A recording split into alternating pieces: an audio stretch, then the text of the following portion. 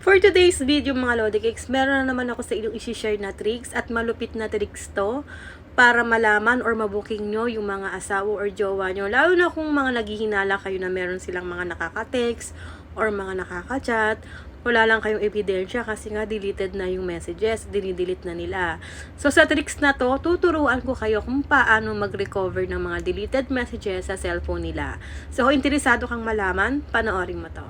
Ang una nyong gagawin ay pumunta kayo sa Play Store at i-download nyo tong application na to. Itong GC Recover Deleted Messages. Ang pangalan ng developer ay si Sheng Wang yan. Meron na tong 1 million downloads. Para lang to sa mga Android users. So, sorry na lang sa mga naka-iPhone dyan. Wala pong ganitong app sa App Store. Kung meron man kayong makita, pero kapag in-install nyo siya, hindi siya katulad ng ganito sa Android. Kaya gumagana lang siya sa mga Android phone. Pag na-install nyo na, open nyo na yung application, tapos ganito yung makikita nyo. Wait nyo lang siya mag 100%.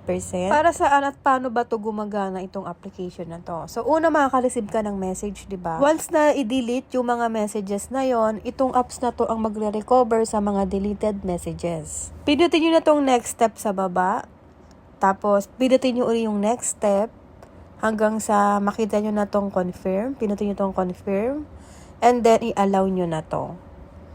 So, pagka-allow nyo mga Lodi Cakes, ganito yung makikita nyo, yung notification access. Hanapin nyo dito yung recover deleted messages na app. Tapos, itatoggle on nyo and then pipindutin nyo na tong allow. Pagka-allow nyo, pindutin nyo tong back arrow sa taas. Tapos, pindutin nyo na tong start. And then, dito mga Lodi Cakes, i-check nyo na dito kung ano man yung mga messaging app na ginagamit nyo para ma-recover nyo yung mga deleted messages. For example, yung Messenger, o kaya sa messages, pwede rin sa WhatsApp, at kung ano man yung mga messaging app na ginagamit nyo, ipag-check nyo na yun dito.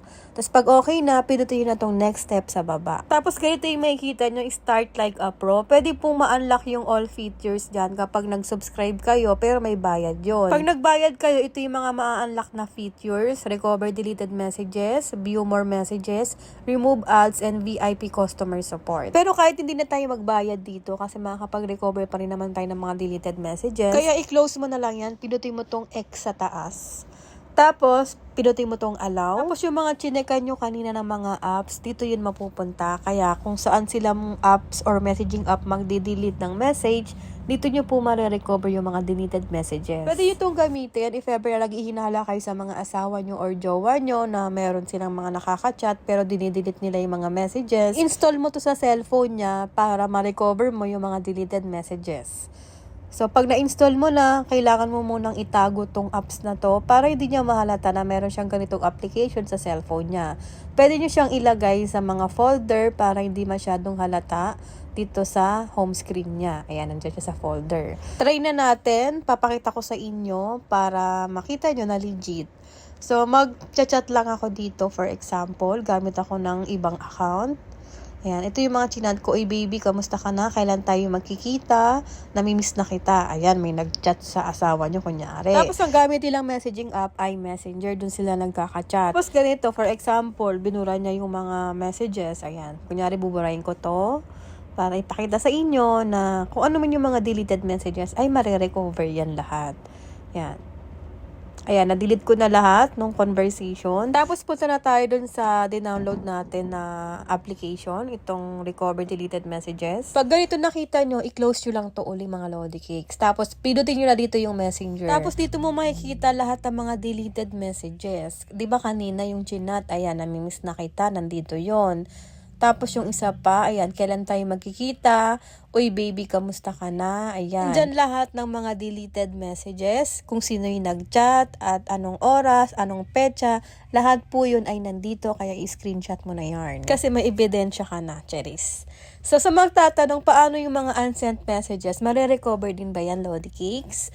Of course, mga Lodi Cakes, marirecover din po ang mga unsent messages. So, papakita ko sa inyo, Ayan, itong mga messages na to, ipag-unsend ko lang para ipakita sa inyo. Ayan, kulit mo, nainis ako sa iyo, bahala ka. Ayan, yan yung mga i-unsend ko. Tapos, hindi mo nabasa kasi mga naka-unsend na. Syempre, nakakagigil yung mga ganito, diba? Yung mga nag-unsend dyan. Pero huwag kayong mag-alala kasi ito na ang sagot para mabasa nyo pa rin lahat ng mga unsent messages.